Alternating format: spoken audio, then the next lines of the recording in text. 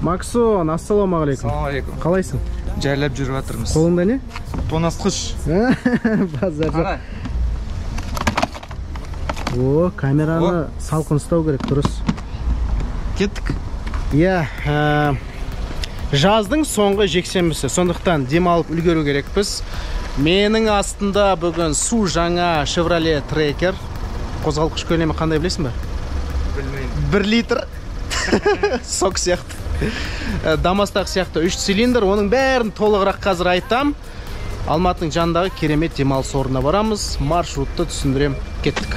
Бұл өмір кімде бос, кімде жарқын, кімде тез, кімде сүйреледі ақын, кімде шын, кімде өтірік, басым күші не дегенмен шындық дұрыс болса да дәмі ашық, қаптап адамды ғасырмен өтірік ақтап, өз жолын оңынан солына қарай. Өткенде Ташкентке барғанда трекер көп көрдік қой, Макс? Ал Қазақстанда мынау бірінші трекер. Эксклюзив, былайша айтқанда.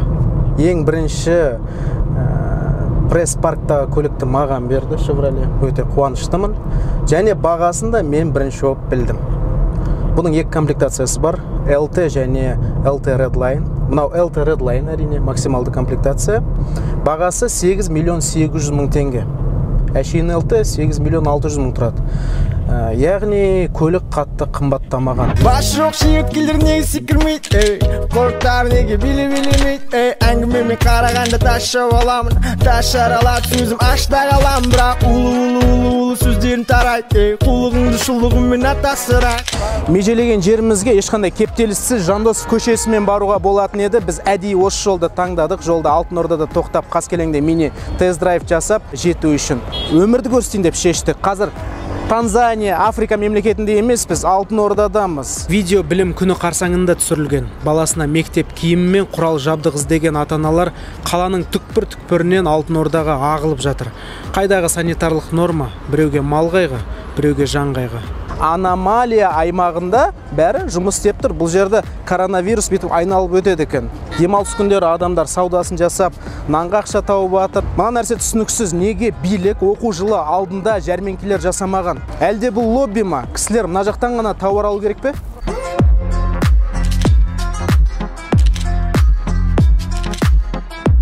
Базар маңындағы көлік торабын салу жұмысы да сағыз сияқты созылып кетті. Дубайдан 150 үндіс, 70 Бангладеш пен 50 пәкістандықты әкеліп жұмысқа салсаң, нысанды 2 аптада тапсыратын еді. Қазавтожолдың мәліметінше, базар иелерімен келісімге келу қиын болғандықтан құрылыстың жыры көбейді. Аталған жол бөлігі 2021 жылы толығымен бітуі тиістелінген. Қайдам, Хеопс пирамидасы мынадан жылдам салынған шығар. Бір табақ негатив жеп алам десең, Алтын Ордадан өтті. Қаскелеңге кірдік. Айтпақшы, Макс, білесің ба, атауы қайдан шыққан Қаскелеңнің? Қаскелең, Мұқыры, Шонжы, Боралдай дегеннің бәрі жоңғар батырларының есімі. Жүрегің бар тоқтамай соғып тұрар, өткенің бар өткен көктемдей құлыптанған, менің көңілімнің көгіндегі күндейдің. Жо, достар, Қаскелеңде шолу түсірмейміз деп шештік. Әдемі локация жоқ, оған сай. Мінеке, Алматыда 27 жыл өмір сүріп, қаладан 25-30 шақырым жердегі әдемі демалыс орнында болмаппын. Егер Алматы тұрғындар мені көретін болса, байқасаш, жаным-ау, жолдың ортасына шығып алған ғой. Алматылық көлік жүргізушілеріне айтарым, егер әдемі локация іздесеңіздер, қаладан 25 шақырым жерде күшті демалыс орны бар. Қазір көрсетеміз қандай екен. Қаскелең шатқалына жету үшін Каменка, Ақжар, Қырғауыттан өтесің. Доланға бұрылысты артта қалдырып, 1,5 километрден кейін тауға бағыт аласың. Постан өткен соң кез келген демалыс орнын таңдауға болады.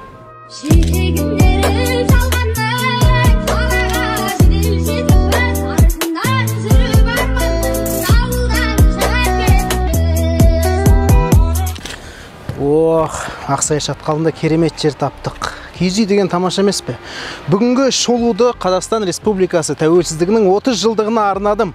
Биыл өндіріс қарқынды дамып жатыр. Осы күнге дейін 2021 жылы біз 60 мың жаңа машина шығардық.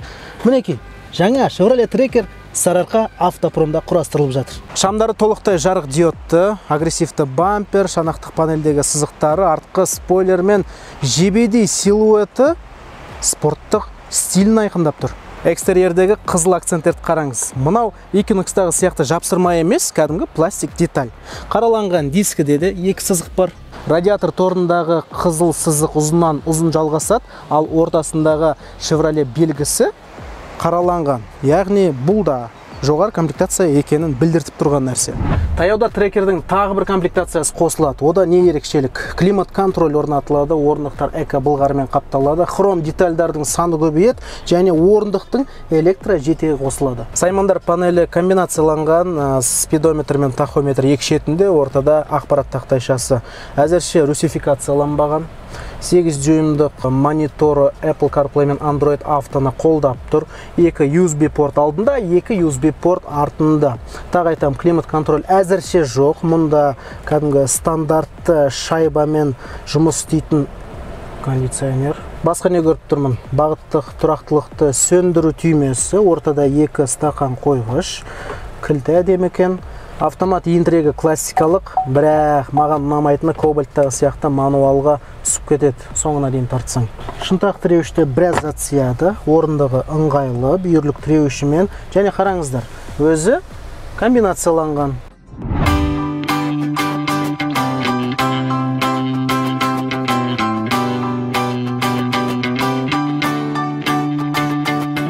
Айбый артта қанша орын бар. Қазір өз артында өзім жайғастым деп есептейік.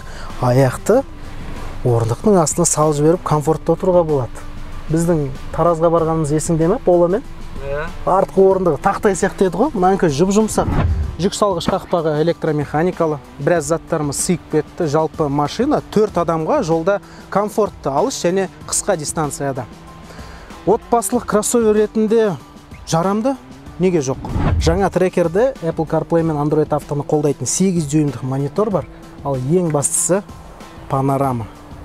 8,5 миллионға ешкім панорама бермейді. Кәуап пісіргенде ең басты нәрсе мангалды тазаламау. Кір қожалақ болып тұру керек, әбден май сіңіп кеткен болса, ет дәмді болады. Мынау бірінші партия, екіншісі күтіп тұр. Рахмет.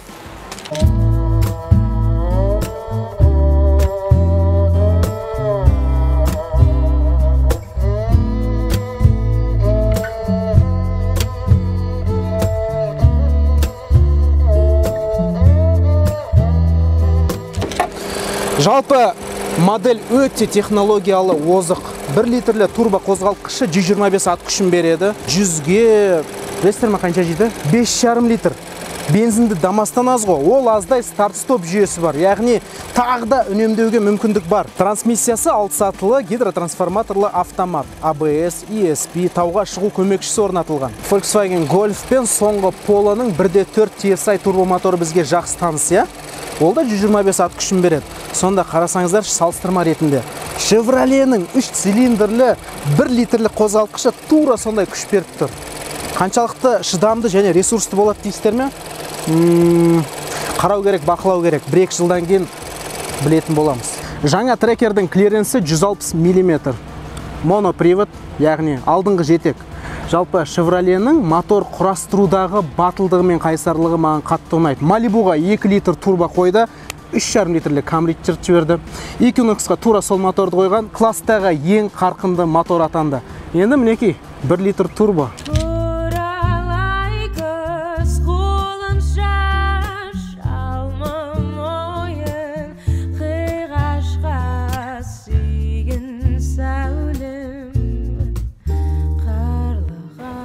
Тадан!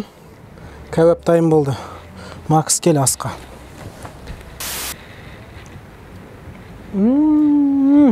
Керемет пішкен. Ал жігіттер, аспен бірге контентті де қорытайық. Биылғы жазда не орындалды, не жүзеге аспай қалды, сол туралы баяндасам. Дубайға бардық. Сіздер көптен бері сұраған Геленвагенді түсірдік. Тағы бір шығарылым күтіп тұр Дубайдан бұйыртса. Ақтауға барып келдік. О жақтан бір емес 2 материал алып келген жайымыз бар. Келесі жылға одан да алыс қызық мемлекеттерге барсақ, мұхит ассақ, Шығыс Азияны көрсетсек керемет болатын еді. Экология туралы бір тақырып қозғағым келіп тұр. Жігіттер, бәріміз демалғанды жақсы көреміз, қаланың сыртына барамыз, иә. Өзімізбен бір талай пластик апарамыз. Қағаз енді эко саналады ғой, мынау сияқты құтыны далада лақтырмайықшы, өтініш. Біздің үйіміз пәтеріміздің қабырғасымен немесе жер үйдің қоршауымен шектелмейді. Біздің үйіміз мемлекетіміз. Кейде ана теңізге барасың, жағалауында қоқыс шашылып жатқан көргенде жылағың келеді. Өткенде Каспийге бардым, адамдар демалады, ішет, шатты, сол жерде қоқысты қалдырып кетеді. Болмайды ғой олай. Достар, бұл материалды толыққанды тест-драйв деп қабылдамаңыздар. Макс екеуміз демалып жүріп, байқамастан шағын шолу жасап жібердік. Егер қызық болса, керек десеңіз, Қазколеса KZ арнасында жүрісі қарқыны қандай екенін түсіндіріп, үлкен тест-драйв ұйымдастырып береміз. Әзірше осы, келесіде көріскенше аман сау болайық. Жексенбі жалғаса берсін.